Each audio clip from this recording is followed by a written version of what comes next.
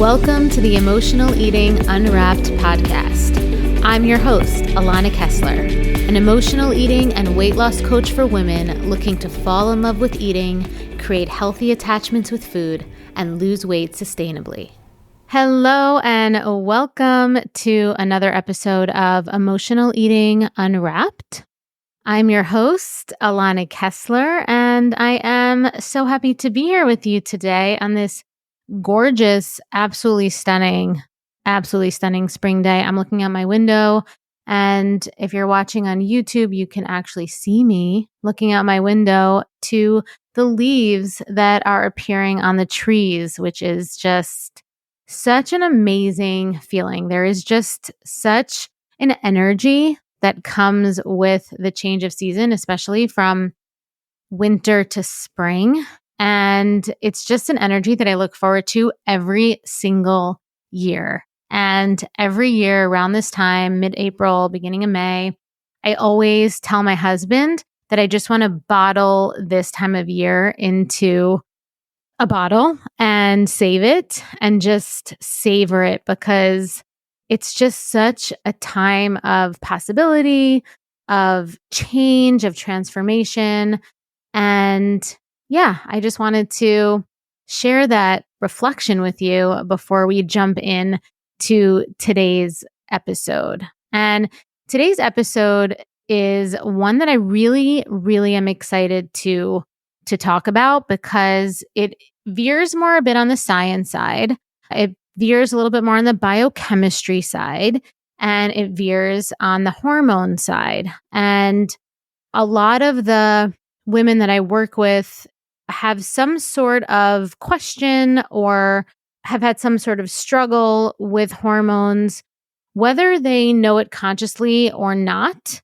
And one of the reasons for that is because of the hormone cortisol.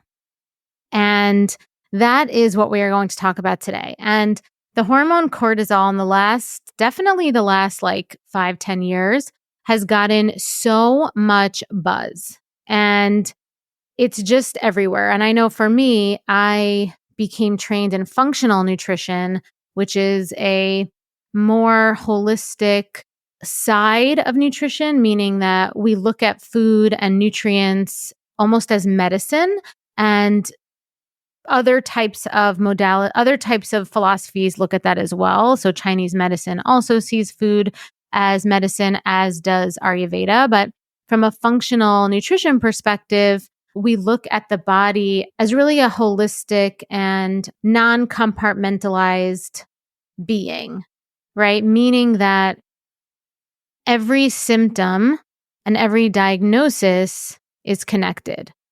And that can be confusing, because in functional nutrition, we almost look at diagnoses as symptoms of an underlying core issue. And essentially, that is how I have built my own practice of nutrition when I work with women, and even the courses and the programs I've created abide by that philosophy, that most diagnoses are a symptom of an underlying imbalance in our ecosystem, in our chemistry, in our brain, in our digestion, in our absorption, and all of the different organ functions and all the different hormones and all of the different glands. They all work together to keep us healthy. And therefore, when one thing gets off, a lot of different things, almost like a domino effect, can happen. And depending on your genetics or epigenetics, you will present some sort of symptom diagnosis. And for the purpose of today, we're going to talk about weight gain as a symptom of an underlying issue with hormone imbalance, with the hormone cortisol. Okay, so you probably have heard of cortisol in the news. You've probably heard of it on social media. You've probably heard of it as something that's really important and that people have started to pay attention to when it comes to weight gain. and when it comes to inflammation. And the reason for that is because cortisol is the primary hormone that is released during stress in order to bring the body back to balance.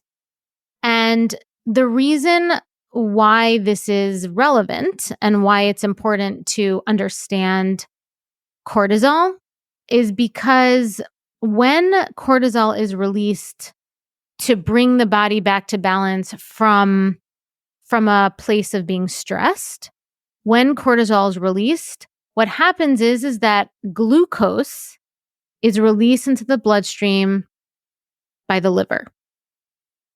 Okay, so that is why it is important to understand, because when we release glucose into the bloodstream, we do that so the body can have more energy. This is the intelligence of the body. So the body can have more energy to fight that stress effectively. And what happens when the body releases cortisol is that in order to hyper focus in on giving the body energy to fight that stress that it's feeling, it shuts down what it considers to be non-essential organ functions, bodily functions, which includes digestion. It can include menstruation. It can include thyroid function, right? So essentially what happens is that from a macro level, right, from like the bigger picture, imagine if cortisol is being released chronically, meaning that it's released like 24/7. Okay, imagine that. So if it's released 24/7 and organ functions like digestion and, our sex hormones and menstruation are shut down a bit, that will impact our metabolism and that will impact our weight. So for these reasons, regulating the release of cortisol is one of the biggest keys to weight loss and overall happiness, because we need cortisol for our day-to-day functions. Okay, we need cortisol for our day-to-day functions. Unlike adrenaline, which is released in traumatic or like survival situations, cortisol is actually naturally released during the day for our day-to-day activities. And when it's in homeostasis, meaning when our body's in balance, it follows a natural arc. Whereas cortisol is released more naturally in the morning time when we're more active and we're using our brains. And the way the body processes just our regular daily activity, the body processes that as stress. Not stress how we think of stress, where it's like I'm stressed out, but it's stress, meaning that it's being taxed to do the day-to-day activities. And so cortisol is programmed to be released earlier in the day, and then it is supposed to lower at night when we're winding down. That's just the natural release of cortisol. That's how our body's programmed to release cortisol. Okay, so if you think almost about like a medication, how it has like a release time and then it has a downtime, cortisol is, when the body's in homeostasis, is programmed in a similar kind of way. The problem occurs when we don't actually allow ourselves to relax into that natural rhythm, and we're constantly in the stress mode. We're constantly in that mode of doing. What happens is that we're pinging our glands, and cortisol is released right above the kidneys from the adrenal glands. Okay, that's where cortisol is released from. And so you might have heard the term adrenal fatigue. This is kind of where that comes from. And so when we're pinging our glands 20 hours out of the day, 18 hours out of the day, that's a problem, right? And we're pinging our glands. It's not because we're in a traumatic situation or we're in like a high risk situation with adrenaline. It's because we're overthinking, we're overdoing, we're micromanaging, we're overfunctioning. And the thing is, and the problem is that the body doesn't discriminate between stress when it comes to cortisol.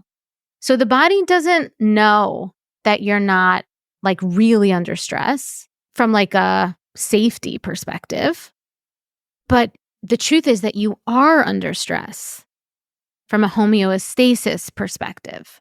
And so overthinking, overdoing, prolonged hyperfocus or hypervigilance can actually lead to the metabolic and hormonal issues that come from the chronic release of cortisol. The metabolic issues, the adrenal fatigue, the hypothyroid, the thyroid issues, the metabolic syndrome, the insulin resistance, right? All that. This is all like a cycle. When you have that, the body will become inflamed and the body will have a difficult time releasing weight. And so why this is relevant for us, why this is relevant for me when I guide and coach women in my programs and courses with overcoming emotional eating and weight loss is because guilt, shame, anxiety about your food choices, hyper focusing on macro plans, right? Constantly just like doing math and overthinking and having your brain just constantly be thinking about meal prep, or like just your brain is focusing on logistics of weight loss or of earning calories through exercise, keeping that balance sheet going with yourself. Incessant self-judgment. Constantly, your brain is constantly just on. These are all stresses on the body. Okay, these are all stresses on the body. This is how the nervous system and the brain impact your metabolism, impacts your hormones, impacts the organ systems. And so this is why I say that you can have the cleanest food. You can be eating the perfect meal plan, quote unquote, that, you found for your height, weight, you did your macro plan, you did the calculator, you got like the numbers, but you're still inflamed.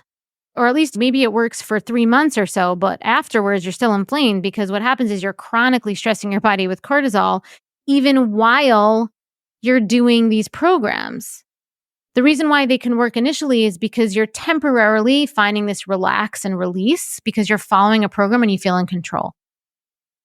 But that doesn't last very long, okay? It's why you see macro coaches, and I was one of these people, right? I never was a macro coach, but I definitely followed macro plans. So I was one of these people that struggled with hormone issues after I followed these plans. And you might see some coaches who maybe start out as weight loss coaches that follow, macro counting, help you lose fat and all that stuff, end up with some sort of anxiety, hormone, nervous system issue because the body, and this is a cliche and it's also a book that you should read if you haven't read it, but the body keeps the score. And the body is like programmed for us to succeed when we don't try to override it with our own control mechanisms. You'll see people who have maybe their physical composition looks like what you want it to look like, but on the inside, what you don't see is that their periods are irregular. They have some thyroid issues, right? They have adrenal fatigue. They have IBS, right? All these diagnoses that are really symptoms of an underlying hormone issue, usually from the chronic release of cortisol that eventually leads to weight gain. Because often weight gain is a symptom of an underlying metabolic issue. It's so important that we understand this, right? And it's why when it comes to emotional eating, when we use food to soothe our anxiety because our brains are still working on overdrive, we gain weight. Because the body naturally slows digestion while more glucose is being released, which leads to slower metabolism and weight gain. So that's what happens with emotional eating. Okay? with emotional eating, we are having that anxiety, we are having that guilt, we're having that shame, we're having that nervous system dysregulation, which the body thinks is stress. So it releases more glucose into the bloodstream. And then we're eating as well to make ourselves feel better. So we're getting more glucose in our bloodstream. We have to release more insulin. Our metabolism slows down, our digestion slows down. And so our metabolism slows down and we get off balance, which leads to weight gain. And this is the reason why food, actual meal plans, is only a fraction of the story when it comes to real permanent weight loss. And when it comes to really understanding how to holistically heal your mind, body, and spirit so it can truly optimize metabolism. Because when we do that, that is the real solution. Okay, when we do that, when we can holistically heal our mind, our body, and our spirit, that's when we optimize our metabolism, and that is the real solution. It's not just about food and numbers. It's not just about that. It's not just about macronutrients. It's not even just about micronutrients, right? Food is just a fraction. So let's talk about 2 ways we can holistically heal your mind, body, and spirit so it can truly optimize metabolism and lead you to permanent weight loss and feeling really, really balanced. So the first thing is that we need to learn to let go of the need to control.